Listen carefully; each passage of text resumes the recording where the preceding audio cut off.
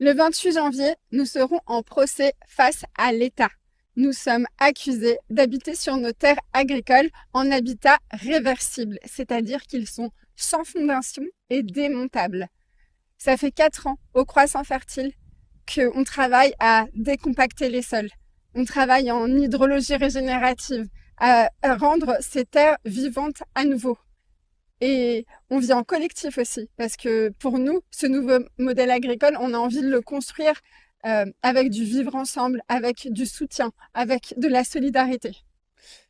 Aujourd'hui, on est dans un moment de l'histoire où on se rend compte qu'il y a 4 millions de personnes qui sont mal logées en France, on doit faire des transitions agricoles avec des fermes qui n'ont pas de repreneurs et pour lesquelles on empêche les agriculteurs et les agricultrices de s'installer en habitat léger sur leurs terres.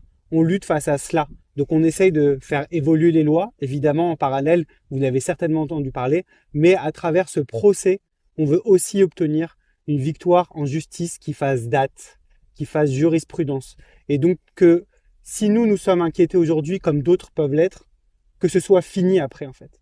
Qu'on arrête d'incriminer les gens qui œuvrent et qui travaillent à essayer de faire évoluer la société dans le bon sens, qui essayent de œuvrer pour que les générations futures puissent continuer à poursuivre ce travail et avoir une société dans laquelle il soit possible et soutenable de vivre là où l'État ne le permet pas aujourd'hui.